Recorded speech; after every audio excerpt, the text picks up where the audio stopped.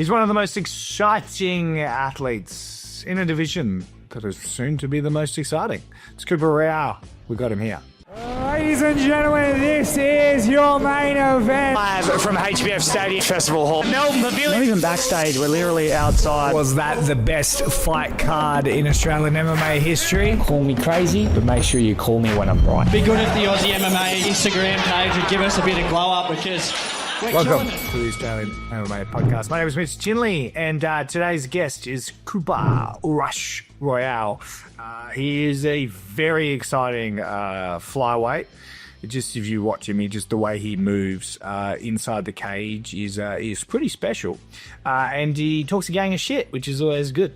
He recently popped off on social media because a guy of his caliber should not have been fighting the opponent that he had. And he coined the term "don't fight cans, I crush them." And there's just a whole lot of just noise started happening. Guys calling each other out left, right, and center. And UFC fighter Colby Thicknesse even got involved. It was wild. Now, there's some interesting topics to talk to Mr. Coopar Royal. There's some shenanigans in the sense of no one kind of knows. Everyone thinks everyone's duck and who type thing. So I take a lot of these accusations to Mr. Royal, and he gives his side. Also, there was a bit of a rumor going around at him and his coach Renato, Subotic, the father of modern day MMA. Apparently they had a bit of a fallout, and he wasn't training there, but now he's back at the gym. So there's a little bit of drama. It's like what this entire page is built around.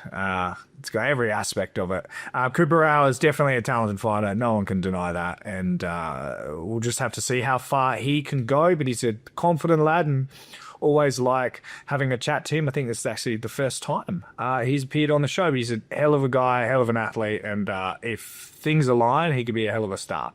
So, guys, before we sort of move on, obviously want to thank our friends at Vex MMA, Combat Sports Insurance, and Drillich Combat Academy. Some videos going to be coming out with all three of those and whatnot. So we can't thank everyone enough for getting the show on the road. Now, also remember, as before we move on to issue 2 might be coming. Australian MMA magazine issue 1 still available.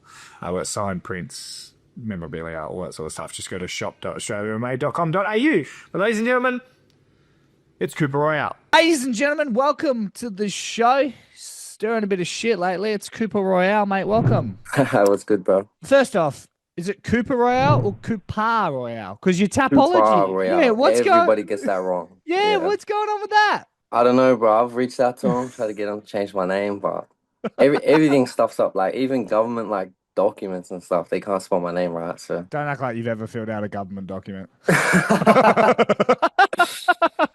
Bro. Oh, mate. What have you been up to, bar stirring a bit of shit, which we'll get into soon? Fighting, bro. They say I'm fighting cans, but I crushed them. So the difference, Mate, why are you fighting someone that's 0-9? Oh, Nate, sorry. You made him 0-9. Why am I not fighting the best guys? Come on, bro. But that's who I should be fighting. What stopped? What got in the way? Because we'll hear your side type thing. Why? Because there'd be many other options. Fuck it, mate. You could have fought me at 0-0, and that's probably a better fight. But why? Why? Who's the other options, Bart? Tell me who's the other options. There's I understand, don't get me wrong, I understand the politics of it. A lot of people, when they go, oh, I can't get fights, or this guy won't fight me, it's like, oh, you won't fight me on Hex for $500, or you won't fight me on Eternal for $3,000, but it's in a date I don't want. I know people don't ever clarify that sort of stuff. What's the issues that have gotten in the way of you fighting Drillich or Taniguchi or maybe even a Trent Girdham at flyweight? What's gotten in the way? Taniguchi was supposed to happen in May. For whatever reason, I think he was trying to get onto the road to UFC, but that was supposed to happen May 3rd. Again, for whatever reason, that didn't happen. Me and Jankowski, we were booked, signed, sealed, delivered, everything. Me and Jankowski, May 3rd on the Gold Coast. After about a week or so, I think he shit his panties and he pulled out. So then we got after Jankowski pulled out, we had Shane Parker in. Shane was in for about 3 weeks. I think that even got announced, maybe. Mm.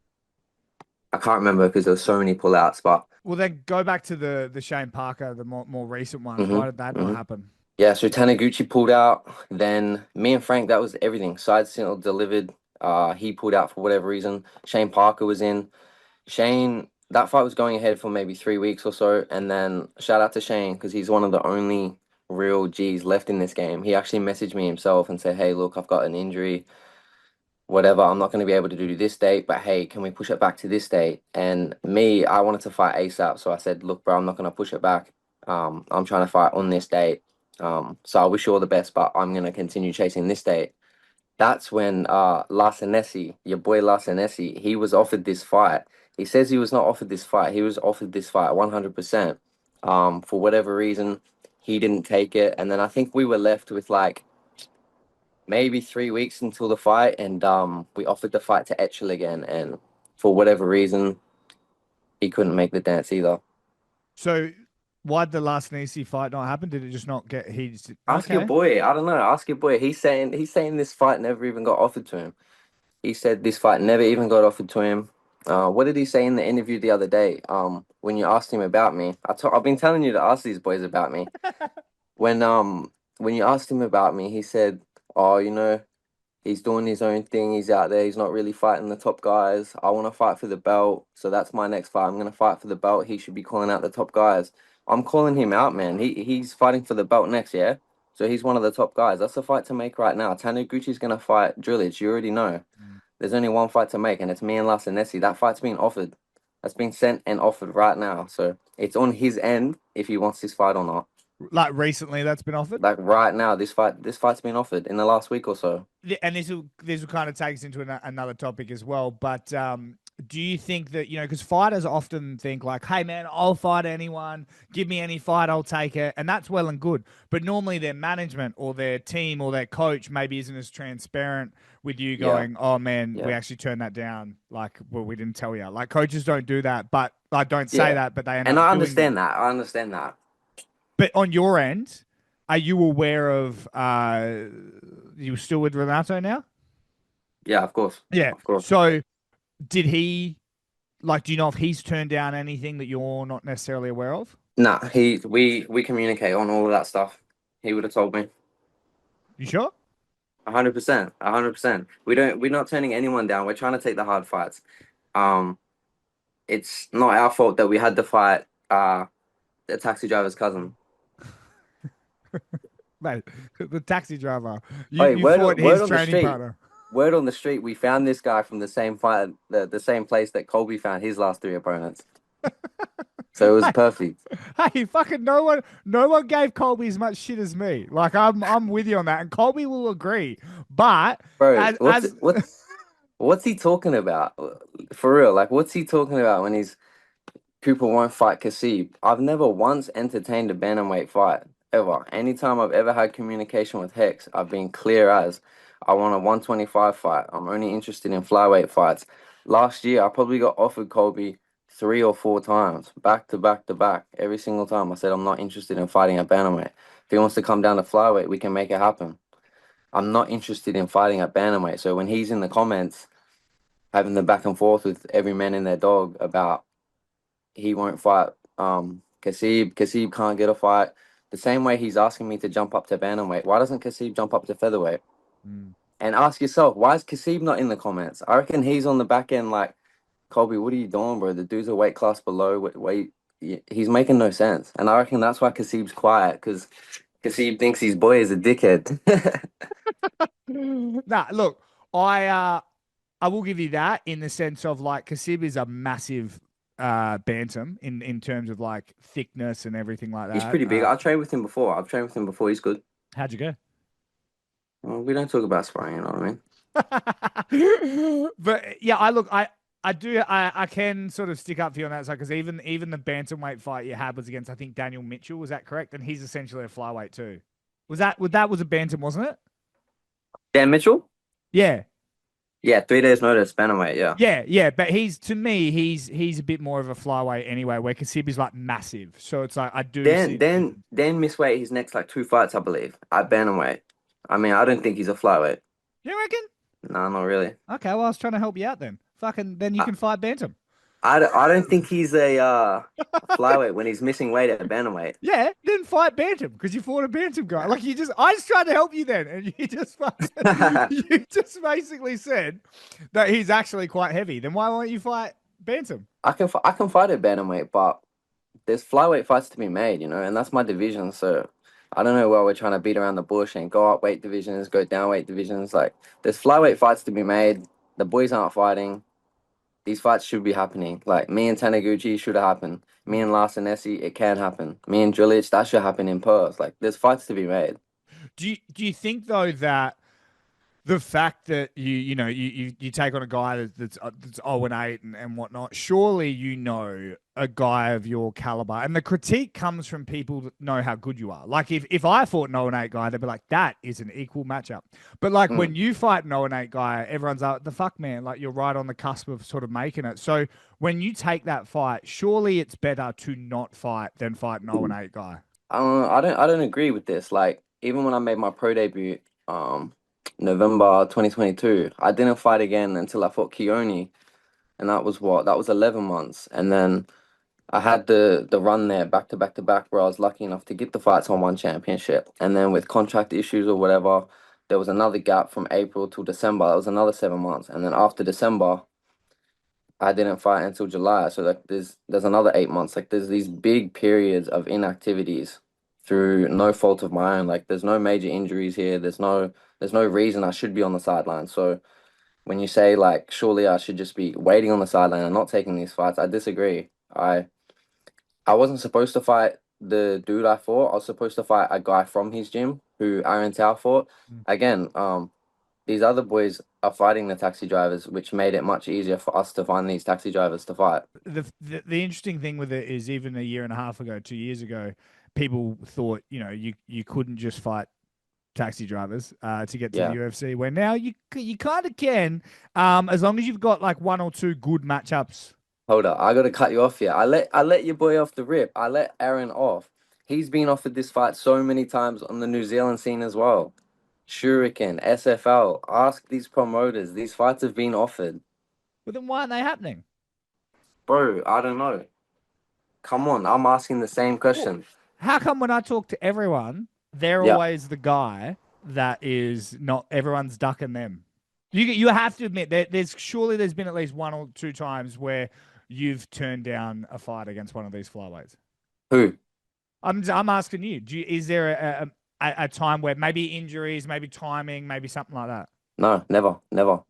So you reckon every single time Eternal or someone has said Coopar Royal versus this, you've taken it?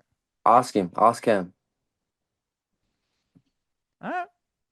I'm putting it out there because people are going to ask these questions. And with the bantamweight whole narrative, that's not necessarily like turning down. I've been very clear with Hex. It's only ever been through Hex. I've never been offered a bantamweight fight through Eternal.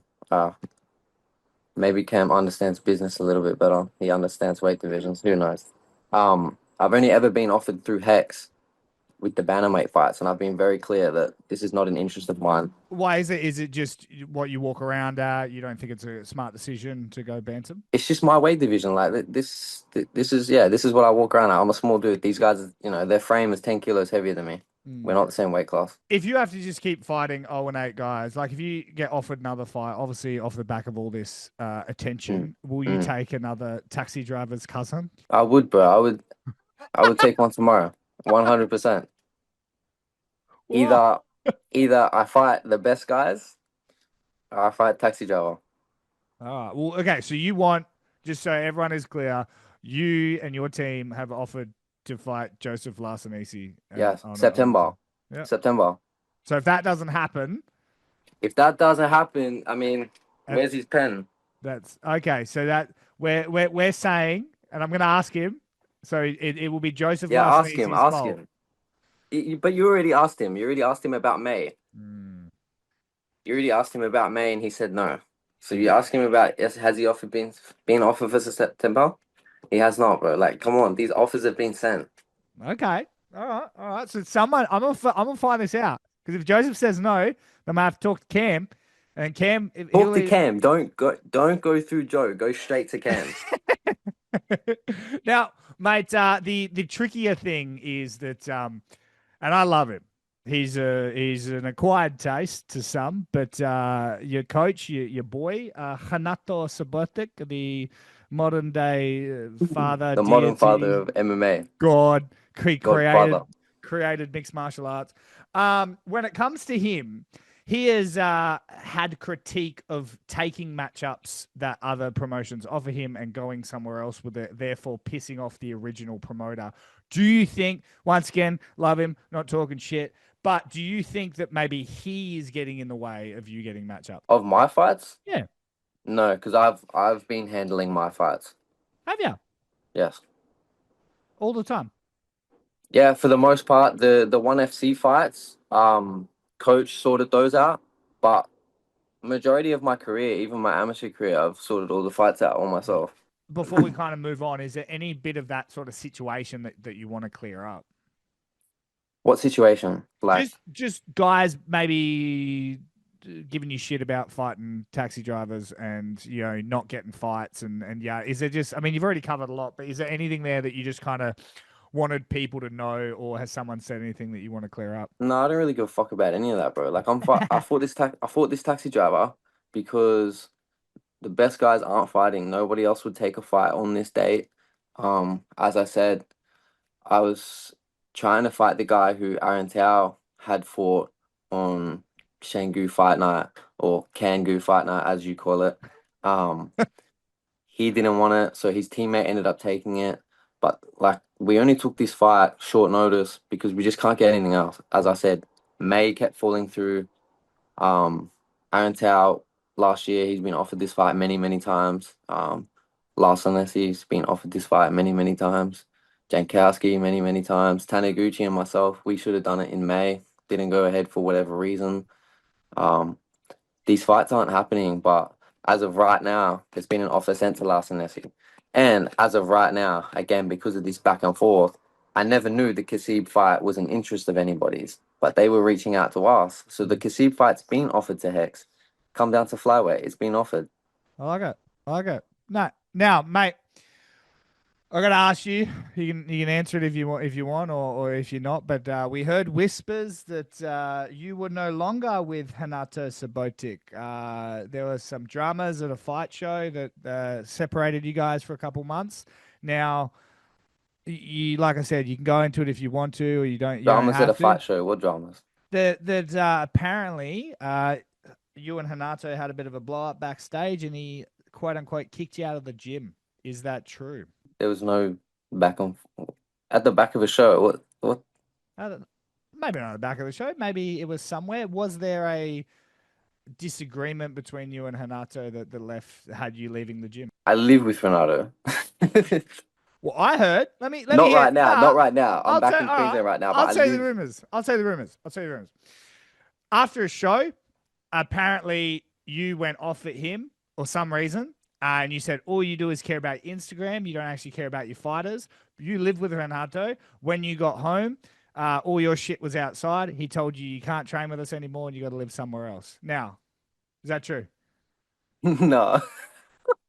So why did we not see you repping sort of MMAFFT like as much as you have in the past? So I live in Queensland. Like, so I come home.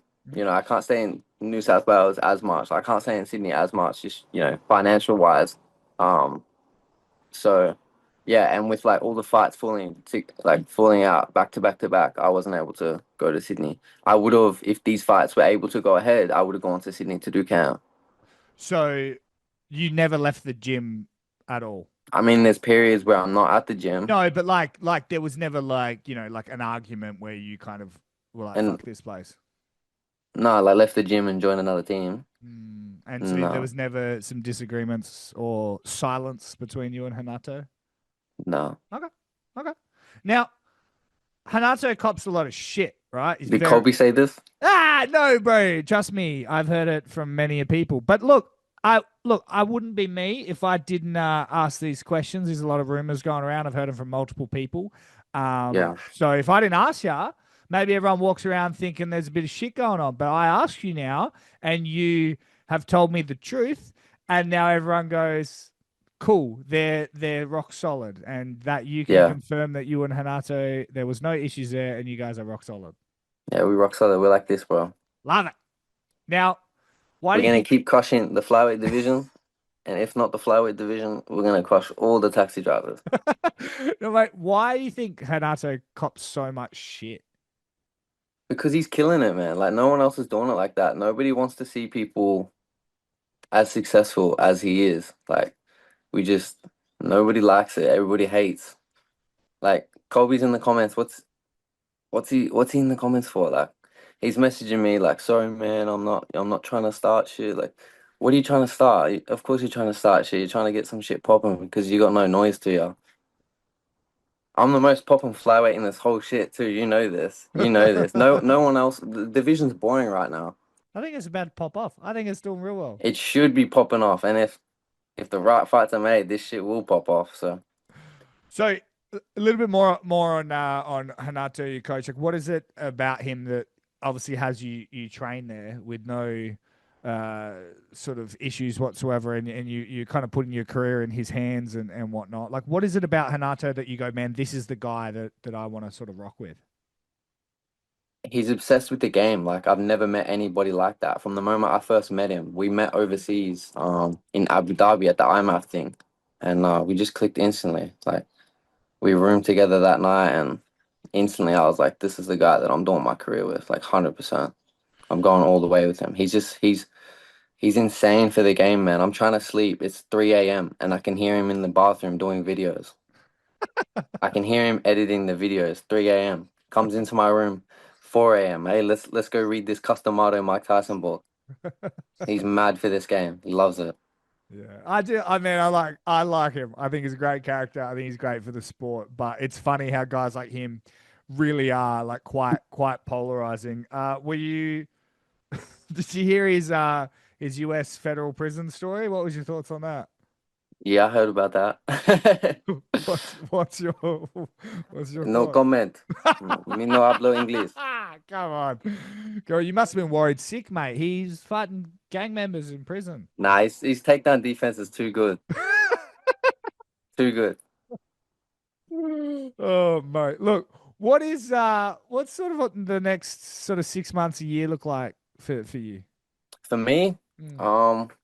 well, first off, I'll take Larsenesi's head straight off, and then the winner of Taniguchi and Drillich. That's the fight. Like it's a quick path, you know. I'll fight on any show, and I think everybody knows this. I'll fight on Hex. I'll fight on Eternal. I'll fight on Beatdown. Any of these shows, Shuriken, SFL. But there's fights to be made right now on Eternal. There's fights to be made on any of these shows, and I think the right fight right now is the one that we've just sent through. So But you won't if fight. You won't fight Kit Campbell, who welterweight champion. I was just, well to I was just, I was just making a joke. You know how like everyone's like calling you out, he's heavier. You know what I mean? that's what I don't understand. Like who's the 45 champion at Hex right now? So, so how did you Who's the just 45 champion? Marwan Rahiki? Bro, why does Kasib not fight Maran? Come on. I like that you just hooed Kit Campbell. Bro, I'm sorry, I don't know who this is.